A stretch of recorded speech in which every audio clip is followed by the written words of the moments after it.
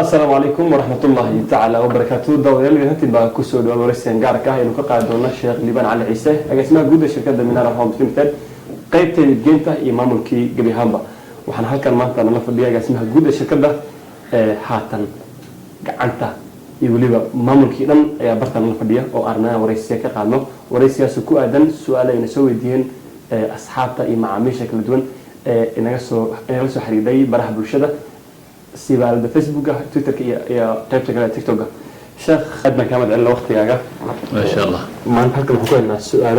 هاي إلا الشمس ولا جريان واقف والسوق اللي ريوان السؤال ما دام وقتي وكل هذا جاي صح ما شاء الله شيخ مركور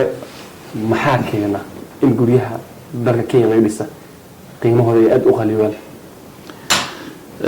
horta su-aashaas dadka inta badan way isweydiiyaan waxaana keeni karaan sidii kanaa laba si صح mar kasta shay hadduu qaali keeno waxaa loo fiiriyaa qaabku ganacsiga markaas uu yahay dhulalkii cirka tagaan ama dhulalkii la waayo واقف ama doolarkii la waayo ama materialkii la waayo wax un haddii construction ku saabsan أما لا حق ضمان ama meelaha qaldamaan واقف waxay keenayaan inay wax isbedelaan هذا وين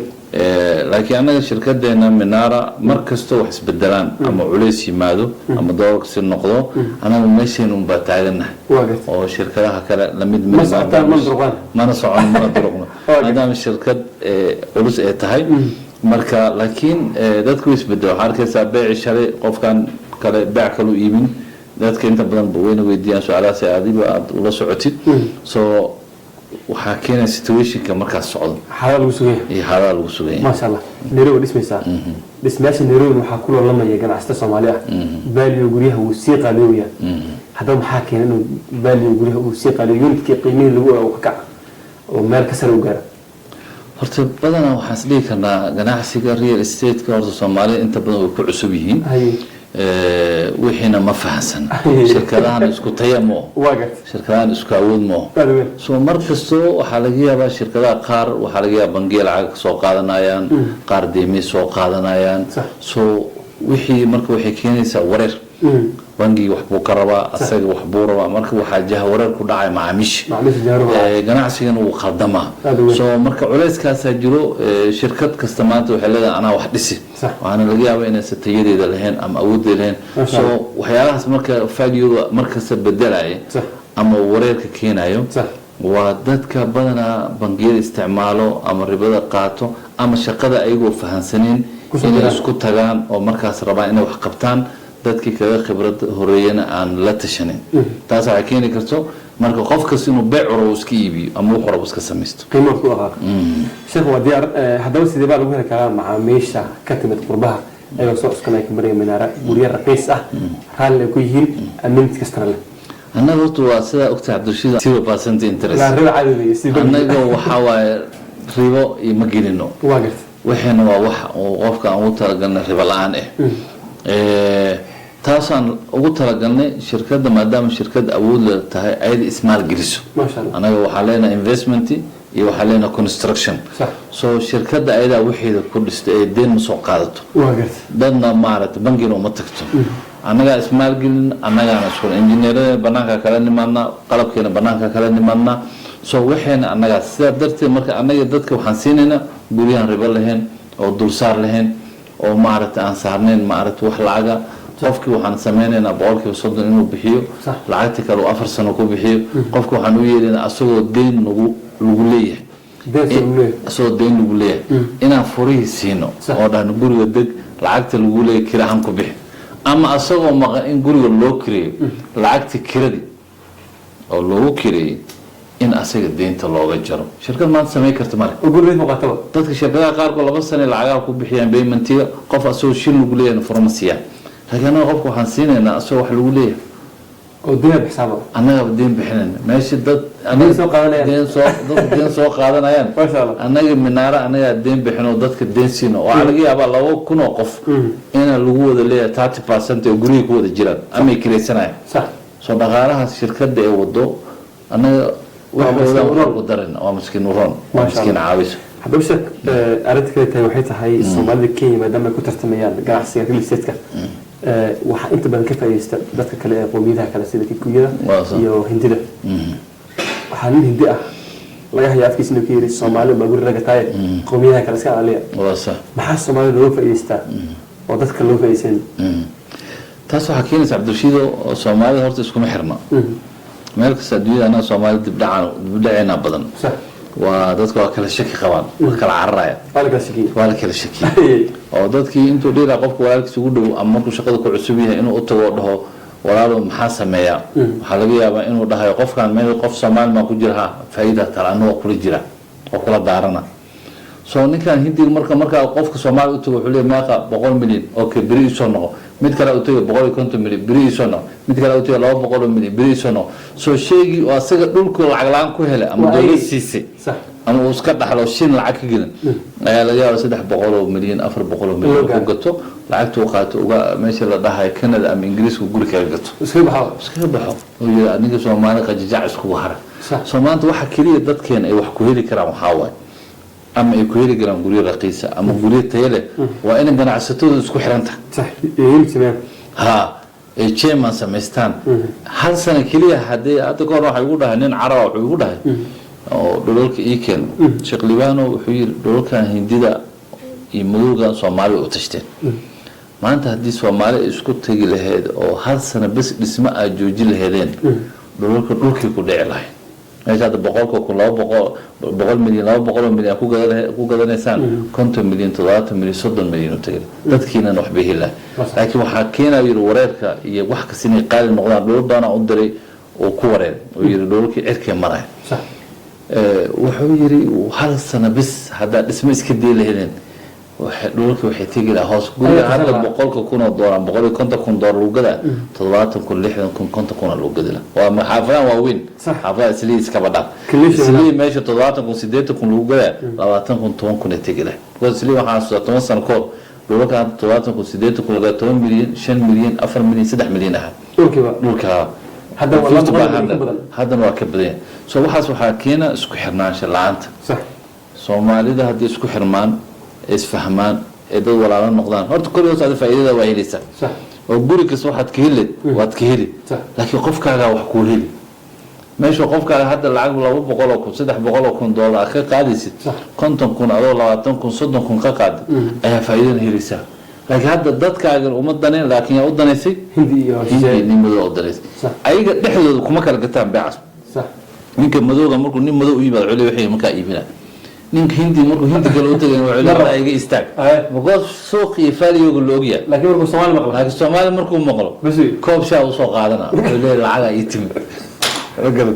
soo marka Soomaalida hadday rabaan dadkooda inay u turaan ama ay raqiis ay ka gadaan ama dadkooda inay ka naxaan waa inay dib isku noqdaan ganacsigooda hagaajiya isku xirmaan dhahan anaga say dadkeen wax weeyna hayaga dad qaar ku ina dhahay social media iska dhibay sheekha ma aragtay gurigiisu oo kala kacsan anagu raba inuu na fariisiyo dadkeen is dhahay laga yaaba laakiin ma fahmayaan dadka dantooda ka hadlay ani maanta qorad faa'iido intaas construction ay socdo dhisma ay socdo intaas bilaabi karaa laakiin maanta ani haddaan ka dhaho ana faa'iido qabo ma wadina faa'iido qabto kan Hindiga faa'iido qabo adoo kale soo faa'iido ma weynayso إبلا apartment وحي كوجر وادهلسا لكن العق قال مركا كوجد أدي قالي أكو يبينه هذا رخيص كوجدنا حد كو يبينسا رخيص كو يبينسا سو مركي دتك جرعسته فهمان كسو قال أفرتن أدين كمبني أفرتن كمبني هذا سكوي ما وتشتاو شيء ما سمعتنا أنا دولة الحريران رحنا الحريران أنا دولة قال نقص وقلا دتكني investmentي دتك قرباكي ما الدياسبر دب بدنا قبل جرعس وانا دورة دتك دولة أنا لا قبته hal mar bas iska aamusaan ninka dhulka koriis inuu iibiro meel uu geena male Madowgan investmentigaas badan male dadkan guriyaha gadanana ma badan ma jiro diaspora waa yiriin Soomaaliya diaspora badan soo waxa hadda dhulka qaaliyo waa Soomaali real estate waxa Nairobi isli dhulkan dhan bilaa Soomaali soo waxay imaanaysaa marka Soomaalidii in la bariyo loo tagay chairmankin oo dhulka la dhahnay dhulka wada jinena kaale gata oo bari ay imaanaysaa هذا مركب واحد رخيص مركب هيشيد هذا مركب حنقنه واحد رخيص إلى واحد رخيص يا واحد فائدة مركب تذكر واحد فائدة مركب سو مركب حكم عن عصت أفكران جابك على أفكرن على وش أنا أفكر تذكر أفكر dadka hadday wax helaan wax waaysha صح so ganacsi kasta haddii dadka ganacsatada ay fikiraan isku xiran yihiin wax kastay awood waxay leeyihiin aan dadka kale lahayn waata sheekh haatan maxaa uu waata sheekh haatan maxaad ugu baaqi lahayd Soomaalida ku jirta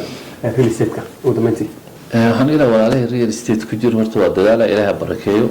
businesskooda ilaahay u barakeeyo anagana Allah noo wada barakeeyo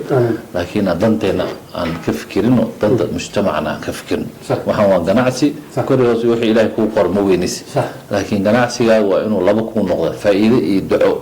inaad ka faa'iidid umadana ku duceyso wax oo noqdaa khayr uu ku noqdaa aan qofka muugtahay soo saacad qofka waxa uu khayr bad dadka anfaco so inaad dadka intifaac yeelid oo ganacsiga ka fikirtay adiga qofka madow iyo qofka hindiga u daneen oo ducadiis waxba ku talmaysa gaal waa laakiin qofka muslimka oo soo qaxay ama wadan qurba kiibaana ilmihi la soo cararay dhibaataysan asay ama ceer qaato ama qaar oo single mother iska jiro kuwa soo kula jira qurbihi nacay soo meeshii ku soo degi lahaayeen shirkadii soo dhaweey lahaay oo guryo raqiis sii lahaay oo guryo bacjaba sii lahaay oo payment sii lahaay oo deyn sii lahaay oo soo dhaweey lahaay haddii cirka geliyaan oo ay jeebkooda ka faa'iideystaan soo waxay noqonayaan dadka way wareerayaan soo marka waxaa la rabaa dadkan ganacsata inay midoobaan isku tagaan dadkan hindida iyo dadkan madowga ay u fikiraan hal sano ama 6 bilood haddii dhismo la joojiyo aniga waxaan aaminsanahay beec dhulka saacadan uu yahay inuu ka hoos maray dadkina ay helayaan beec jaban iyo guryo raqiisa shirkadina kordhis faa'iidadu way helayaan birta wuu dejin ila birta hadii gadmeed meel u geeyay shimiintu wuu dejin bulgeed wuu dejin dhagax wuu dejin alwaax wuu dejin dhulkii wuu raqiis wax kas way imaanay laakiin adiga hadda hor orod oo birta anaha liisho kaliya oo shimiinta anaha liisho alwaax anaha liisho oo leenka aniga wixii sanadkan qof dhismaha ila alaabta issue aniga ninkan wixii wax buu ku darsana jifkiisu ku cuno أنا مرة أقول وراك سوماليها أو سوق حي أو سوق عربة أو سوق هيامة أو وطن أدابت رهاي لو بقول أكون هذا سيدك لو بقول أنتوا كين سو مركا هدي الربع إنه دك وحلام وا لما هو هدي شركة وحش مو شركة كورة صعبة أو بس كي وصعدة لكن هدي الربع أمضي إنه وحلام قولي رخيص هلام إحنا لقى فائدة سن وعندك كجناعة أو خيبة ريال استيت وسكو حرمان ganacsi kasta waa real estate kelimo ama electronic ha noqdo ama spare part ha noqdo ama material ha noqdo ama dhar ha noqdo hataa dadka dharka dhib ay ku qabaan hataa raashinka dhib lagu qabaa soo wax kasta oo Soomaalida ay ganacsi ay gacanta ku hayso dadkoodana ay u adeegayaan ee bulshadooda waa inay ka fikiraan si dadkooda wax raqiis u helaan hadda intaas ka fikiraan waxa imaanayso shirkadaha ayaga ku xiran waxa ka soo qaadayo inay isdabciyaan waa loo aamusaa هل سنة بس شركة انتي جيني اللي هم يتابع وسمينه صح فكتر واحد وحي صوبة حدي بالله قادر اكسباير سو شيء وحيبانا حد هذا مركز بريه يلاقي حد يجيدي أمراشين أمورا شركة حدي دي بلود ولا نيو أنا وعن وقاعد نوسع مجتمعين وكرة فعلين تحكي وادي بتين وبحين أنا مرة صح كوميتي هان أنا واجو جيني جوجنا لو مدارات للسبب دب لوضع شيب لوضع لا أمس بس ما عنده أي تلفون ورنميه وادجين وحن باقي تجينا دولتنا فائدة ربطها عشور ربطها وحكر صعدنا على الربع وحكر صعدنا مركوا الشركة دي الشركة دي مركا أي أمي فكرة دنت برشلة وحو فكرة دنتي جيب كودا مين كان لوكا سو لول واسيو فري كهرة أما أبيس كدحله أو $8 كبيع أما 8 كي أيوة الله بقوله مليون وكاسة أم 7 بقوله تو سعدا وايضا 2 مليون بفور شنسة أم 2 سنة كورو على 2 مليون 5 مليون لكن هذا الله بقوله مرة سو هدي له دورة أنا مرة بقى بريميلو جيبوا نكاح عنورا مطلع عقلام ولا كر أنا ما عنده حيوان ولا نيو كنت مليون 3 مليسي مرة بقى صد مليسي مرة بقى 2 مليسي وصد ما كبروا الله 2 مليون كويس هذا ما يخاف وجري كرتها مرة كان أنت مركا عليه مع ميشاد أنت قلت المحكسة وأقوى قومين مركا رخيصة كوسينة لو ملي 3 مليون خارج طلع لك عندك شيء كذا خارج ديما العقلان وشي كرتها بيقول هذا لوك رخيصة كويس سو مدة هداربت إن وخبتي جناعسي هدار عربتي من جناعسي بركيسن وحتر له وأنا مركز ومدة أفكرتها يبرشد وحتى يلو كنت وحرقيس وكنت وحفايدة له مزايد وقدرتي مدارس وقدرتي ميل دتك فريستار ميل كوسح صعدا guryahan wall to wall darbiyada isku dhajinayo oo qofka meel uu ka neefsado lahayn waa cariiriga waxaasoo dhan dadka laga ilaaliyo because bulshada waa in la ilaaliyaa waa in wax loo qabtaa waa in wax loo sameeyaa ganacsiga inuusan noqon keliya faa'iido oo ganacsiga noqdaa waxtar naftaadan ku anfac ummadaadan ku anfac ilaa shaygan qofkan baabul ihsaan dhan dadku waa ka maqan shayga hadduu noqdo faa'iido keliya faa'iido waad heli laakiin adduunyaha ku taag aakhir maxaa kaaga horeeya waxaad isdaba marisay iyo waxaad dadka ku dhibtay iyo waxaad dadka ku adkaysay waxaad aakhir waa lagu weydiinaa so just marka waxaa waa wixii inaad wax raqiis samaysid qofka oo maanta oo shirkad hebel lagu duceeyo intaasoo kuna qof guriga intaas qof soo dhaweysay intaas qof beec dhimis u sameey soo dadku ku duceynaa marka ducadii adduunka aqas qaala waa barakoobay marka soo shirkadaha hadii rabaan inay barakooba ilaahay ducada ka aqbal oo dadkan umrada aada duceeyna dad khayr badan ku jira ganacsatada umrada aada duceeysto xajka ka tago dad khayr badan ku jahlo diin culimo waa inuu umada loo turaa umada loo naxariista dadkan gaalada hindida madowgaana waa noo fikireen ay naftu way tashtaan oo kumitiyeleeyaha way fariisanayaan waxa sameeyna maalmaadna waxa wax guriga gada ama idul waxa lagu leeyahay أنا لو كان مية ميبينا because way فكرين ويسكت تكتة ويسكت تكين ويتشتى مين كان وقفته marka anaga waan shanaa anaga waan tashana tashana oo isku nimaano oo la fikira oo la dhahayo anaga bas maxaan xala yam loo dhaho sax laba bir ka bacay la isbariya arkayso wallahi war odayaasha aw shay maanka aw gudoomiye aw yaa naga qabto ragaan ganacsatada naga hadla waxa waa ogolna miiska na keen na fariisiya yani miiska halka la furo oo la dhahayo guriga xataa ay dhahaan niyo waxa rabtaan ku qaata waxna gadahna qaado socodsiye meesha marka dadka waxaan dhiilaa walaalaha meel ka soo joogta ilaahni barakay ganacsiga wuxuu ugu fiican inuu barakeysan yahay dadku waxa loo taro dadka loo turo mujtamaca la hagaajiyo